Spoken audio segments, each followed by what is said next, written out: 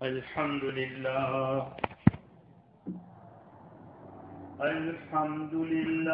وحده والصلاة والسلام على من لا نبي بعده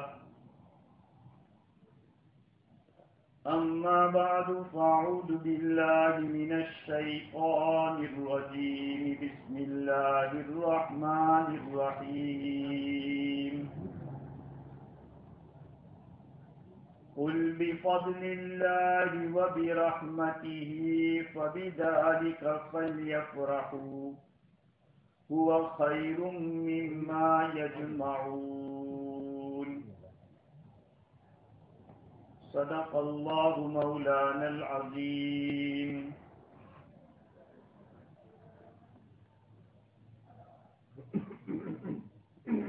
معزز سامعین، اللہ رب العزت کا بے انتہا کرم اور احسان ہے کہ اس نے ہمیں یہ مبارک دن عطا فرمایا.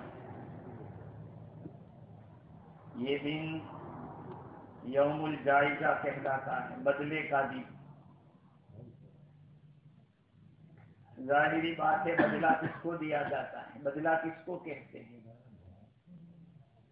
کسی عمل کے مقابلے میں جو چیز ملتی ہے اس کو بدلہ کہتے ہیں.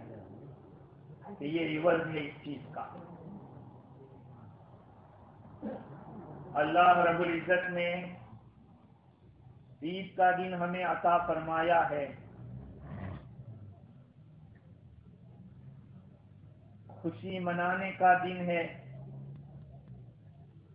دیکھیے، حضرت انسان کے اندر دو چیزیں ہوتی ہیں.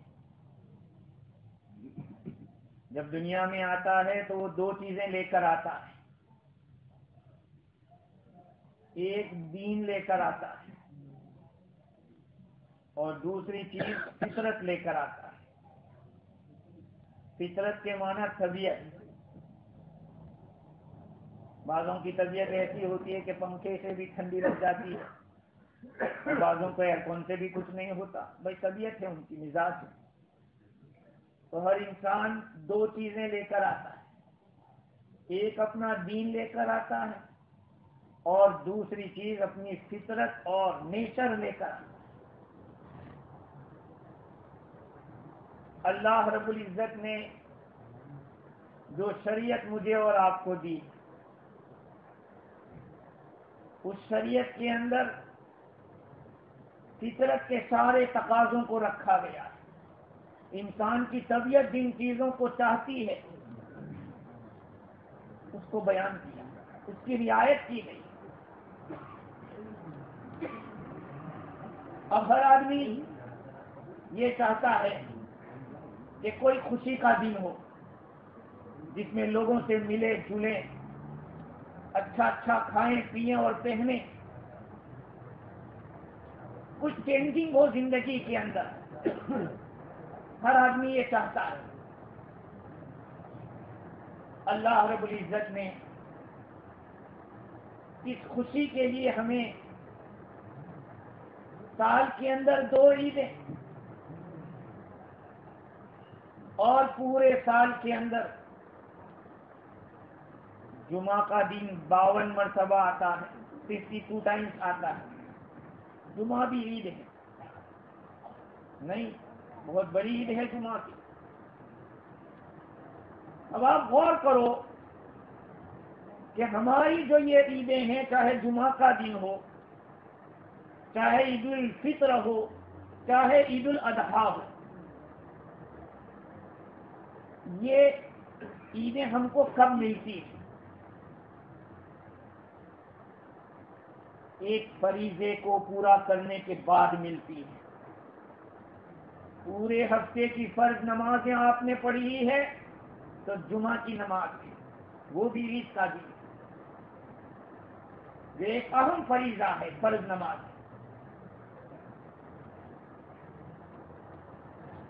حج کے موقع کے اوپر حاجی عمل کرتا ہے. یہ اعمال کرنے کے بعد آخر میں اس کو عید کا دن ملتا ہے جس میں وہ جانور ذبح کرتا ہے، اور حج ایک بہت اہم فریضہ پیلر آف اسلام میں سے ہے۔ ایسے ہی آج کی عید الفطر وہ رمضان کے پورے روزے رکھنے کے بعد اللہ تعالیٰ عطا فرمائے۔ عید ایسے نہیں مل جاتی کہ بس منا لو۔ دوسرے مذاہب میں اور اسلام میں یہ بڑا فرق ہے۔ اسلام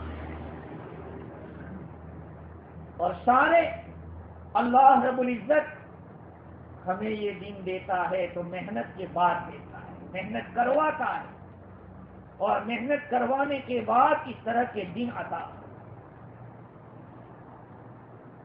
اور یقیناً اس آدمی کو پوچھو جس نے پورے مہینے کے روزے رکھے کہ آج تجھے کتنی خوشی لگ رہی ہے۔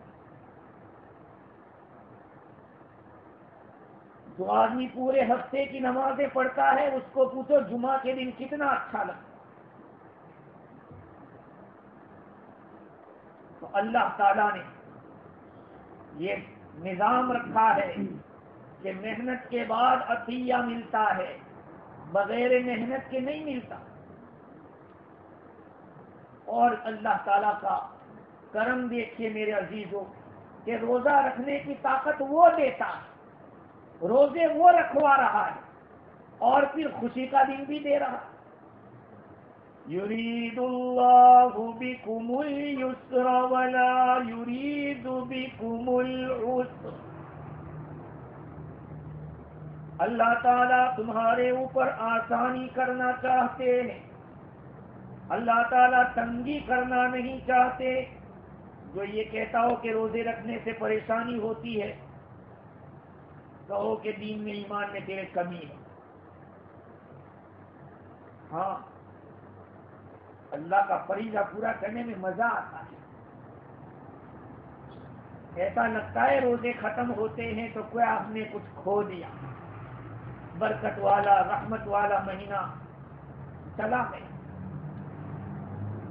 اس نے ہمیں یہ دن خوشی کا دیا ہے۔ میرے عزیزوں، خدا کی قسم اسلام کی ایک ایک ادا کے اوپر غور و فکر کرو تو آپ کو اس کا احساس ہوگا کہ کیا حکمتیں ہیں۔ کل تک تو منہ بند تھے، نبی کریم صلی اللہ علیہ وسلم نے مسنون قرار دیا کہ عیدگاہ میں آؤ تو میٹھا کھا کے آؤ۔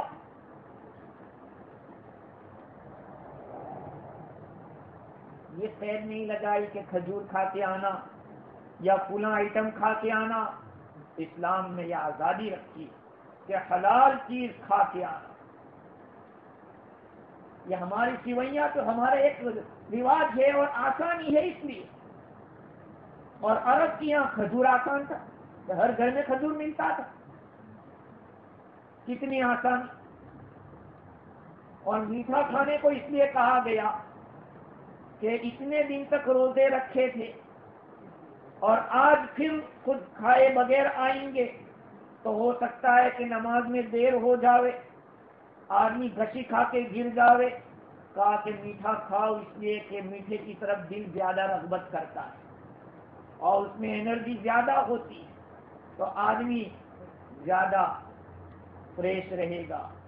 آقا صلی اللہ علیہ وسلم کے کھجور کے منتخب کرنے میں ایک اشارہ اس طرف بھی ہے کہ آدمی دیر تک بیٹھے گا پیشاب نہیں لگے گا۔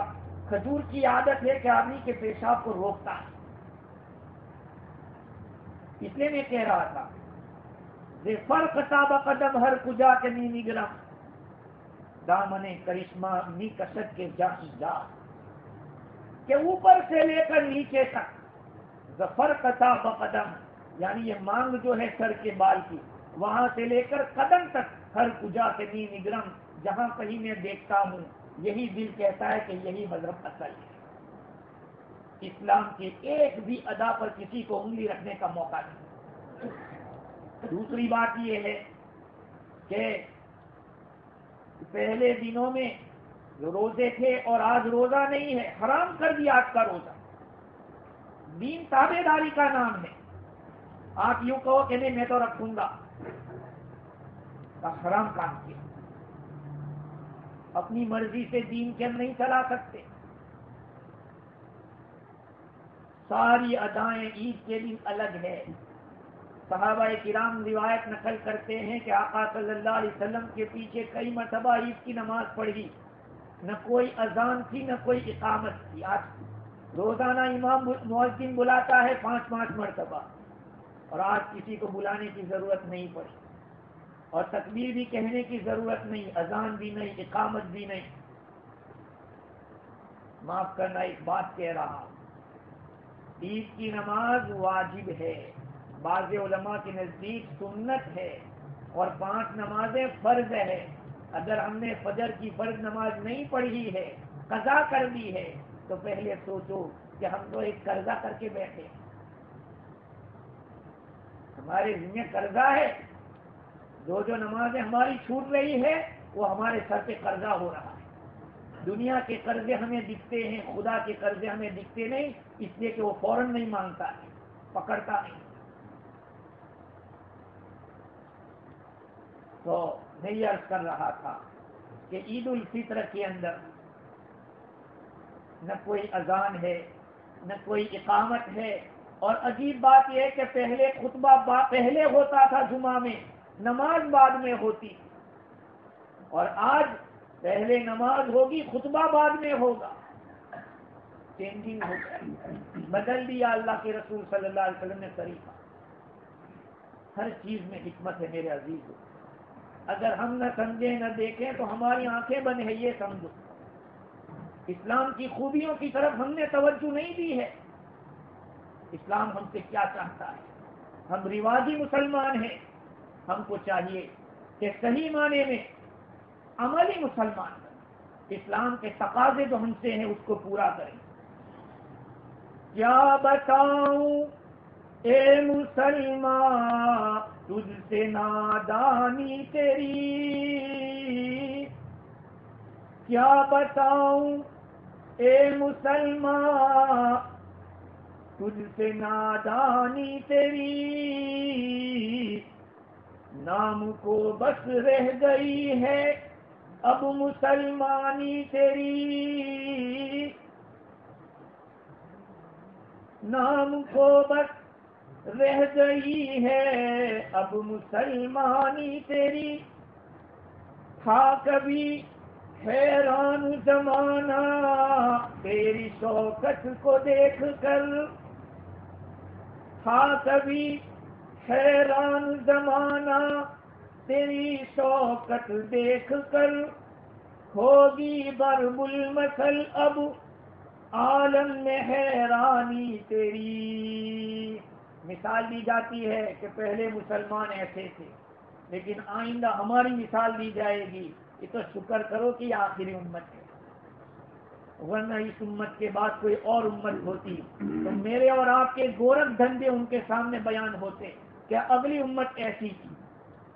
یہ تو آقا صلی اللہ علیہ وسلم کے جتنے درود تم پڑھو اور میں پڑھوں کم ہے، کہ آپ کی برکت سے اس امت کو آخری امت رکھا، ہمارے نبی کو آخری نبی رکھا، ورنہ ہمارے نبی کے بعد کوئی نبی آتا، اس امت کے بعد کوئی امت آتی تو میری اور آپ کی جو کچھ بھی ذب و حالی ہے وہ ان کے سامنے بیان ہوتی۔ جیسے ہمارے سامنے قوم نوح کا تذکر آیا، قوم عاد کا آیا، قوم سمود کا آیا، یہ آیا تو ہم حیران رہتے ہیں کہ ایسے بھی لوگ تھے کہ بیٹیوں کو زندہ درگور کرتے تھے، تو وہ تو تھے، ہم کیسے ہیں؟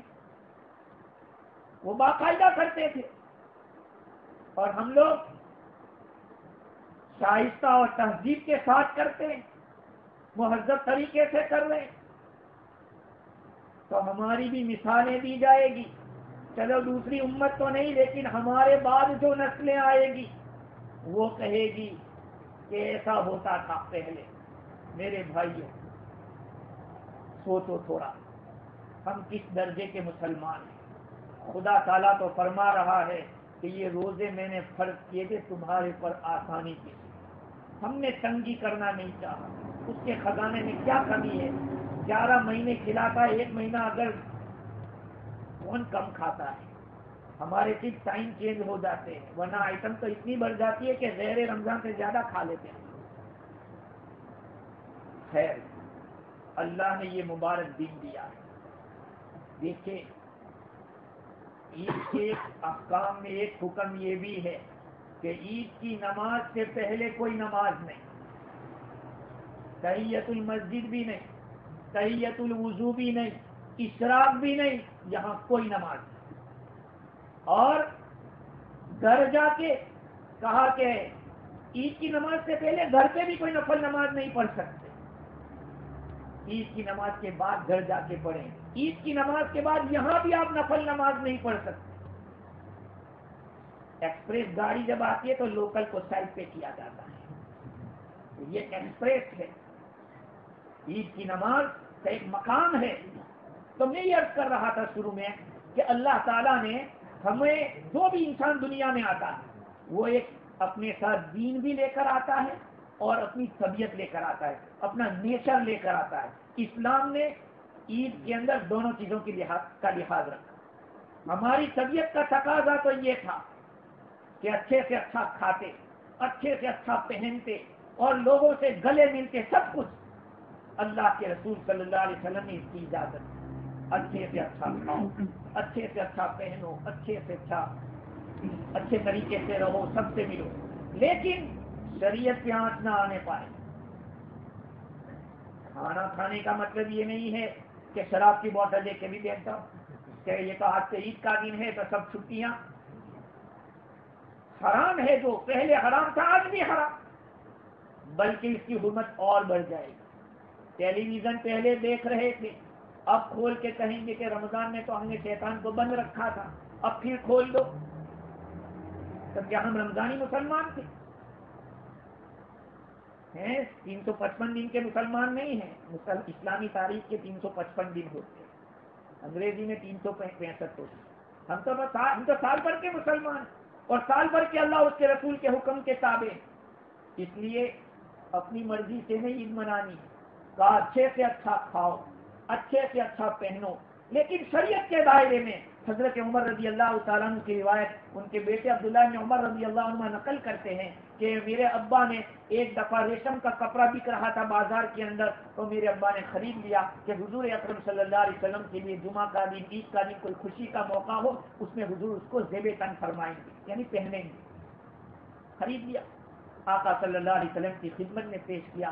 آپ صلی اللہ علیہ وسلم نے فرمایا کہ یہ ان لوگوں کا لباس ہے جن کا جنت میں کوئی حصہ نہیں، خوشی کا دن ہے، لیکن دائرے میں رہو، دائرے میں رہو۔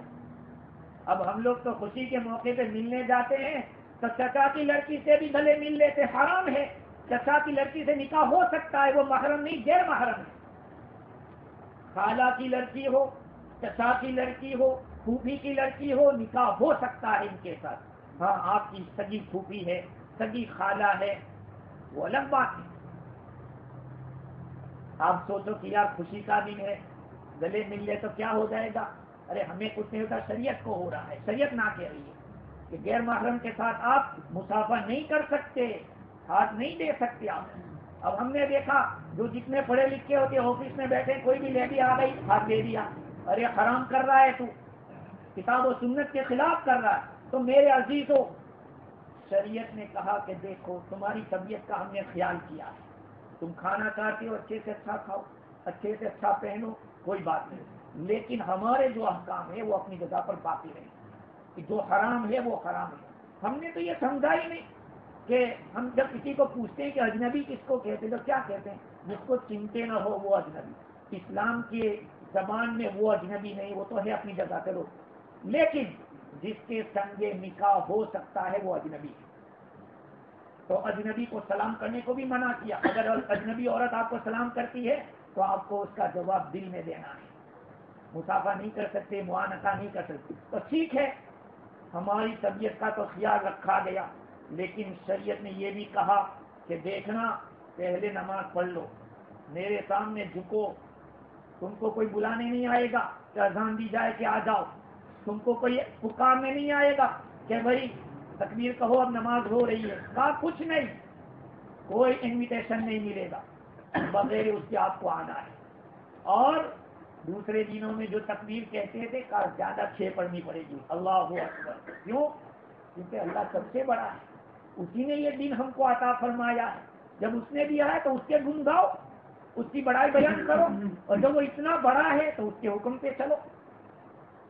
तो ईद उल फित्र की नमाज में 6 जायद तकबीरें मशरू कर दी, दोनों रकात में 3-3 तकबीरें, ताकि आदमी का दिमाग जरा ठिकाने रहे। आमतन खुशी के मौके पे आदमी काबू से निकल जाता है। 2 मौके होते हैं, गमी में दायरे से निकल जाता है, अरे नहीं बाप दादा जो करते थे वो करते रहेंगे हम, ये तो रिवाज है हमारे घर का। अरे भाई शरीयत पूछो, आगे उलमा मौजूद है, उनसे पूछो कि मौलाना साहब मैं ये जनाजा हो तो हमें क्या करना चाहिए। कमी है तो उसका ये थोड़ी मतलब कि हमारी मनमानी कर लेंगे जो दिल में आया। इसी तरह खुशी में भी आदमी काबू में नहीं रहता, तो उसके लिए भी थोड़ी कैदें लगा दी कि आपको खुशी मनाना है हमारे हुक्म के मुताबिक, आपको नमाज पढ़नी पड़ेगी, और वो भी नमाज 2 रकातें होगी, 6 जायद तकबीरों के साथ होगी। ये सारी बातें मेरे भाइयों, अल्लाह ने ये दिन दिया है तो जिसने खुशी दी है उसी के लिए एक तरीके पर हमें होनी चाहिए। अब एक बात मैं बताऊं कि वोडाफोन वाला अपनी कंपनी का एक कोई बहुत बड़ा सेलिब्रेशन मना रहा है, और उसके अंदर उन्हीं का आदमी, अगर वो दूसरी जो कंपनी चल रही है उनकी डीजी सेल, उसका लिबास पहन के जाएगा तो वोडाफोन वाला उसको निकाल देगा कि चलो आज हमारा सेलिब्रेशन दिया और आप उसका पहन के आए, नहीं चलेगा। आज अल्लाह रब्बुल इज्जत ने हमें खुशी का दिन दिया और हम गैर शरई लिबास पहन के आए कि हमारा पीछे से सतर भी दिख रहा है, पीछे वालों की नमाज भी खराब कर रहे हैं, खुद भी खराब कर रहे हैं। अरे अल्लाह के बंदे थोड़ा इतना तो ख्याल करता कि ईद का दिन है तो कोई इस्लामी शरई लिबास पहन लेता, या कम अज कम इतना होता कि पीछे का हिस्सा ढका हुआ। ये कोई फर्ज वाजिब तो नहीं है कि आप इसी तरह पहनो, जुब्बा पहनो, आप इस तरह का पहनो, तब भी जरा तरीके से होना चाहिए। ये नहीं है कि हम इसके अंदर आ जा रहे। और जब अल्लाह रब्बुल इज्जत के दरबार में हम आए खुशी मनाने के लिए, जिस जात ने हमें खुशी दी उसी के खिलाफ हम यहाँ पर लिबास पहन के खड़े हो जाएं, तो फिर अल्लाह ताला क्या कि मैंने खुशी का दिन इसलिए दिया। खैर मेरे भाई, अल्लाह रब्बुल इज्जत ने हमें मौका अता फरमाया है, बहुत अच्छा मौका है। ईद का सबसे बड़ा सबक हमें ये मिलता है कि हम लोग एक रहें। इत्तिहाद के बगैर कोई चीज, कोई कौम कामयाब नहीं हो सकती। दूसरी बात ईद का सबक ये है कि हम अपने लिए न जिए, दूसरे के लिए जिए। शायर क्या कहता है, हम दर्द बन के दर्द न बांटा तो क्या जिए, हम दर्द बन के दर्द न बांटा तो क्या जिए, कुछ दर्द दिल भी चाहिए इंसान के लिए। दिल के अंदर कुछ दर्द रखना चाहिए। मरना भला है उसका जो अपने लिए जिए, जीता है वो जो मर चुका हो गैर के लिए। दूसरे के लिए जो मर चुका वो असल सच्चे फिक्र वाजिब किया ताकि गुरबा भी अमीरों के साथ और मालदारों के साथ लाइन में आके खड़े रहे ईद का इंतजाम करके। इसीलिए तो कहा गया कि पहले से दे दो, और न दिया हो तो कम से कम ईद की नमाज पढ़ने से पहले ईदगाह में आने से पहले दे दो। तो सदक़े फिक्र वाजिब करने का एक मकसद ये है कि दूसरे का दर्द पैदा हो। और वाकईतन मेरे भाइयों, खुदा की कसम दूसरा कोई मजहब इसकी मिसाल नहीं ला सकता, गारंटी है इसकी। कोई मजहब ऐसा नहीं है जो इस्लाम के मुकाबले में कोई मिसाल ला सके कि इस्लाम के एक एक फर्द को खुशी होती है। और वाकईतन जिसने रोजे रखे होंगे उसको पूछो कि तेरे दिल को कुछ क्या खुशी तुझे लग रही है। हमारे यहाँ इस्लाम रंगरेलियों को मिटाने आया है, मनाने के लिए नहीं है। भाई खुशी का मतलब ये है कि शरीयत के दायरे में रहकर खुशी मनाए। अपने दिल को पूछो क्या खुशी लग रही है। अल्लाह ताला ने ये जो ईद का दिन दिया है, हर साल आता रहता है और हर साल नई खुशी होती है, इसलिए कि हर साल नए रोजे होते हैं, हर साल रोजे रखते हैं, तो ये खुशी का दिन मिलता है। मेरे प्यारे भाइयों, हम दीन की हकीकत को समझें। ये जो दीन मुझको और आपको दिया है, इससे बेहतर दीन दुनिया में कोई नहीं हो सकता, नहीं हो सकता। हमारे लिए खैर ये है कि हम सही ढंग से पाबंद हो जाएं। मैंने पहले भी कहा कि 3 ईदें, एक ईद साल भर होती रहती है हर हफ्ते, जुमा के दिन की, वो भी एक ईद का दिन है। रमजान की ईद रोजों के बाद मिलती है, عید الاضحیٰ قربانی کی عید حج کے بعد ملتی ہے. معلوم ہوا کہ محنت کے بعد خوشی ملتی ہے. اب اگر ہم پوری زندگی محنت کرتے رہے تو خدا کی قسم مرنے کے وقت وہ خوشی نصیب ہوگی کہ وہ خوشی کوئی بھلا نہیں سکتا. اب دیکھو وہ ایک عورت ہمارے عباس بھائی کی والدہ انتقال کر گئی, روزے رکھ رہی تھی, اعتکاف میں بیٹھی ہوئی تھی, اعتکاف میں تھی, زیادہ بیمار ہو گئی, انتقال ہو گئی. آج یوم الجائزہ. اب اللہ کی شان تو دیکھو, جس دن اللہ لوگوں کو بدلہ دے رہا ہو تو کیا ایسے کہ لوگ کو یہ کہیں گے کہ اس کو عذاب دو؟ نہیں, یہ تو کتنا مبارک, کتنی مبارک موت. اعتکاف میں ایک عورت بیٹھی ہوئی ہو, اللہ کا یاد کر رہی ہو اور اس کا انتقال ہو جائے. میرے بھائیوں یاد رکھو, اگر ہم اپنی زندگی دین کے مطابق چلتے رہے, اللہ کے حکم کے مطابق اور اس کے رسول کے طریقے کے مطابق چلتے رہے تو انشاءاللہ جیسے آج یہ عید کا خوشی کا دن دیا تو مرنے کے بعد کا جو دن ہوگا وہ بھی ایسا ہی خوشی کا ہوگا. اس کے لیے کہا جاتا ہے کہ اپنی زندگی کا دھرا بدلو, اپنے کو دین سے جو دور ہیں قریب کرو, اپنی زندگی کے اندر سنتوں کو جگا دو. بہت ہو گیا, بہت ہو گئے, عمریں گزر گئی, سفید ہو گئے, ابھی جوانی نہیں ہے پھر بھی جوانی دکھا رہے ہیں. جوانی نہیں تھی بس بھائی انسٹ کر کے آوے آدمی, ارے اب تو بوڑھا ہو گیا, اب کیا انسٹ کر رہا ہے, اب تو ایسا اللہ کو بھی لگے کہ یہ بوڑھا ہو گیا ہے. اب اپنی جوانی دکھائیں گے تو جوانی آ نہیں جائے گی. اس کی فکر کریں اس بات کا کہ اللہ تعالیٰ نے جو دن ہمیں دیا ہے اس کی ہم قدر کریں, اور گناہوں کے بجائے جو گناہ ہوتے ہیں, ٹیلی ویژن کو دیکھنا, اسی طرح سے غیر محرموں کے ساتھ مسافر کرنا, اور دوسری جو برائیاں ہوتی ہیں محفلوں کے اندر, ان تمام برائیوں سے توبہ کریں. دوسری بات, اب ہمیں عید کی نماز پڑھنا ہے, اس کا طریقہ بتا دیتا ہوں, 2 منٹ باقی ہے. پہلے عید کی نماز ہوگی, اس کے بعد خطبہ ہوگا, عید کی نماز کے فوراً بعد دعا ہوگی اور بعد میں خطبہ ہوگا. نیت یہ کرنا ہے, عید الفطر کی 2 رکعت واجب نماز 6 زائد تکبیروں کے ساتھ پڑھتا ہوں میں واسطے اللہ کے, منہ میرا کعبہ شریف کی طرف پیچھے استمام. عید الفطر کی 2 رکعت واجب نماز 6 زائد تکبیروں کے ساتھ پڑھتا ہوں واسطے اللہ کے, منہ میرا کعبہ شریف کی طرف پیچھے استمام کے. اللہ اکبر, امام اللہ اکبر کہہ کر ہاتھ باندھ دے گا. پھر سبحانک اللہم و بحمدک و تبارک اسمک و تعالی جدک و لا الہ غیرک, یہ جو ثنا ہے وہ پڑھے گا. اس کے بعد امام اللہ اکبر کہے گا, ہاتھ اٹھا کر چھوڑ دے گا. دوسری دفعہ کہے گا اللہ اکبر تو ہاتھ اٹھا کر چھوڑ دے گا. تیسری دفعہ اللہ اکبر کہے گا اور ہاتھ باندھ دے گا. سورہ فاتحہ پڑھیں گے, سورت ملائیں گے, رکوع سجدہ کریں گے, دوسری رکعت کے لیے کھڑے ہوں گے, سورہ فاتحہ پڑھیں گے, سورت ملائیں گے. رکوع میں جانے سے پہلے امام اللہ اکبر کہے گا, ہاتھ اٹھا کے چھوڑ دینا ہے. دوسری دفعہ ہاتھ اٹھا کے چھوڑ دینا ہے. تیسری مرتبہ اللہ اکبر کہے گا, تب بھی ہاتھ اٹھا کے چھوڑ دینا ہے. چوتھی مرتبہ اللہ اکبر کہے گا تو رکوع میں چلے جانا ہے. رکوع ہوگا, سجدہ ہوگا, نماز ہوگی, اس طرح سے ختم. اور اس کے بعد دعا ہوگی, دعا کے بعد خطبہ ہوگا. خطبہ بھی سننا چاہیے میرے عزیزو. آج عید کا دن ہے, عید الفطر میں سنت بھی یہی ہے کہ عید الفطر کی نماز تھوڑی لیٹ پڑھی جائے. عید الفطر کی نماز آپ صلی اللہ علیہ وسلم کا معمول تھا, عید الفطر کی نماز تھوڑی لیٹ پڑھتے تھے, اور عید الاضحیٰ کی نماز جلدی پڑھتے تھے, اس لیے کہ اس دن قربانی کرنی ہوتی ہے. اللہ تعالیٰ ہمیں کئی سنی باتوں پر سننے اور کہنے سے زیادہ عمل کی توفیق عطا فرمائے. وما توفیقی الا باللہ.